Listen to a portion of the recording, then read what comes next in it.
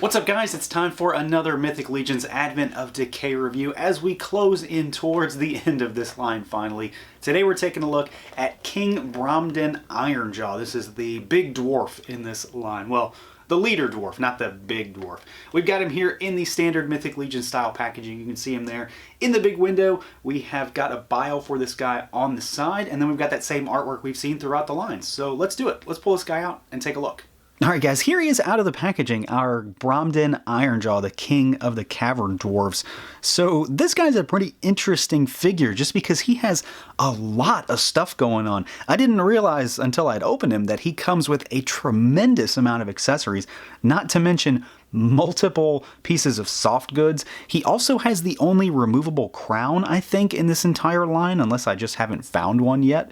So there's a lot of weird stuff going on. He is, for all intents and purposes, once you kind of have him fully decked out like I have here, you know, like I do, I put all the stuff on him when they come with soft goods because you need the pauldrons to hold that cape on.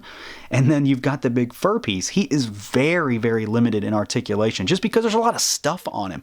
So it's kind of maybe like a double-edged sword with this guy. You can have him decked out with kind of like all his ceremonial garb on him, or then you can take some of it off and just have him ready for battle because this fur piece and the cape and the pauldrons, it just really locks him down. So we're going to take a look at articulation real quick, and then I'm going to pop that stuff off, and we'll talk about the rest of the figure. So as far as moving this guy around, you have got the standard ball peg on the head, and he's got one of the dwarf neck extensions as well, but you really, when you have him like this, his head will basically not move at all. And when you've got just the fur piece on, it really won't move either because the fur sits between the head and the shoulders, so it's kind of locked in place. Not to mention the fact that he has this humongous beard, which obviously is going to get in the way. The arms can go all the way out, they can swivel insofar as, you know, the pauldrons are or aren't there, and then you've got rotating elbow, you've got a single jointed elbow, so you know you can get about 90 degrees out of these guys. You've got a swiveling gauntlet, swiveling wrist, and a hinge. He has the older style body because it's a dwarf body, so it's a single buck in there, waist twist, legs go out, kick forward, kick back, thigh cuts, single jointed rotating knee, and then you've got rotation, hinge, and rocker down at the ankles. It's exactly what you'd expect to find. He has no different articulation than any other dwarf I've ever looked at or you have ever seen before. He is just kind of a special case because of the fact that he has all this stuff on him. So we're going to take that off, and I'm just going to talk about it, let you know what it is, how it fits on there, because it's kind of weird, but it's also kind of cool, kind of frustrating at the same time. So we're going to just kind of pop all this stuff off. I'll pop the pauldrons off, get them out of there. And you can see that the cape, the fur piece will kind of fray. It's this kind of long stuff that hangs off. So I've already got a piece that'll just pop off. So we got the pauldrons. We'll talk about those when we get to accessories. And then we've got this cape, which this might be the thing that I keep on him as far as soft goods. I like the fur, but I'm not sure I really want that on him all the time. He's got a really nice cape. It's a little oversized for his body. It's red, but it's really dirty and kind of bloodstained and battle-worn. Not so much as, say, like King Noglin's the Goblin is, but it definitely has seen some wear and tear, and I really, really like this cape. I like that kind of look, and the red works really well against the black and gold, but it also kind of works with his red beard. Now, as far as the fur piece, you just pop his head off, and you see the head comes off really, really easy, just because it doesn't sit on there perfectly, just because there's another thing in between, and it's pretty thick. So you've got this fur piece here, and you know, it's pretty long. It's about as long as the body is, and there you go. I kind of like it, but I kind of don't. I don't like the fact that it frays really easily. That's really the big problem, and honestly, I just don't know that I want this and that and the pauldrons on it. So it's one of those things where you pick and choose how you want to display them. It's a Legion's figure. There is no right or wrong way when it comes to this stuff. I just, I don't know that I want it all on there, but I figured I'd show you before we got into the figure how it all looks, because it can all be used at the same time. It just kind of limits articulation. So I'm going to pop his head back on. And there's the neck extension piece to make him kind of jut forward a little bit. Otherwise, his beard would not allow him to actually be on this body.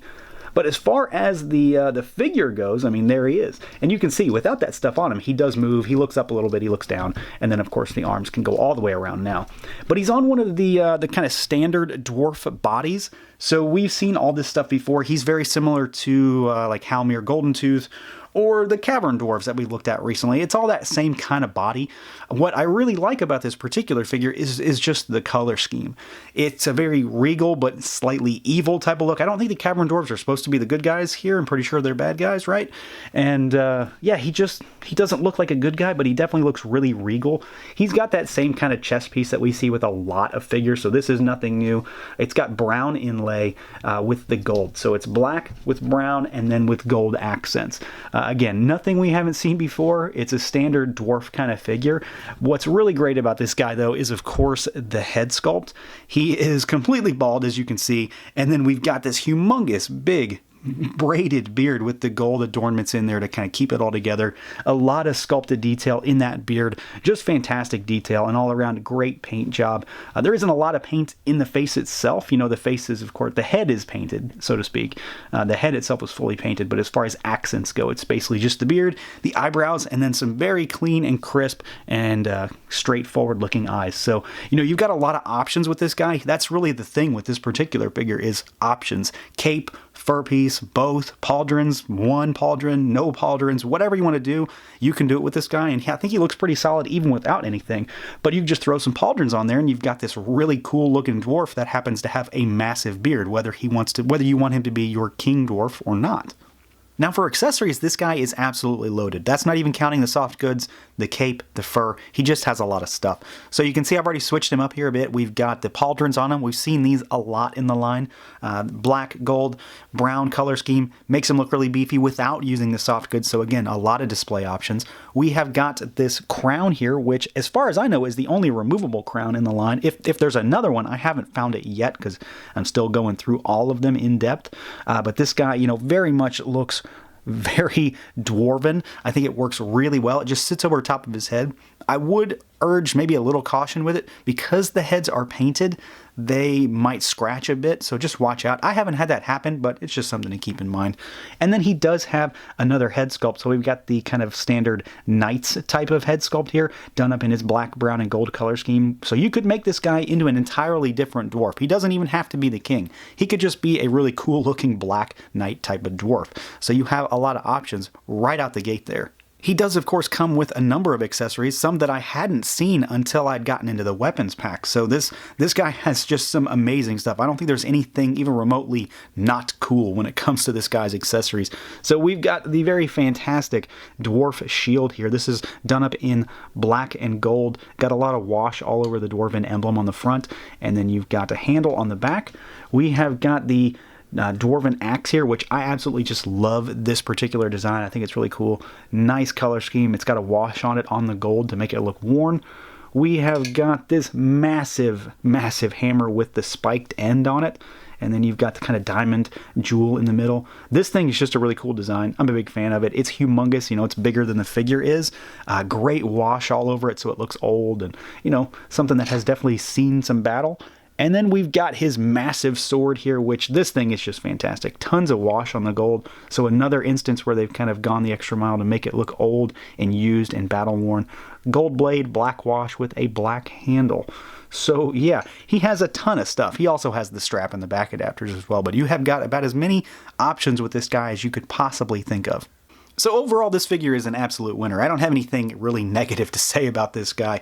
I really dig his design. I think the only real maybe issue is that if you want to load him up with tons of stuff, the pauldrons, the cape, the fur, it is a little frustrating, a little cumbersome, and again, it will lock him down a little bit as far as movement, but he does look really cool. It gives you a nice ceremonial look, a very royal look to him. But then again, you can make him into something entirely different. He doesn't have to be the Dwarf King. This guy can just be a really cool looking Black Knight style dwarf that has an amazing array of accessories, a really cool cape, some fur if you want to. You've just got a ton of options with this figure. So all in all, this is probably one of the better figures if you want to get into dwarves, I would say. This is a great example of all the options you can get when it comes to Mythic Legions. And yeah, it's just a cool figure. So that's going to do it for this look at the Mythic Legions Advent of Decay King BROMDEN Ironjaw figure. Let me know what you guys think. Feel free to like, comment, subscribe, and share. And until next time.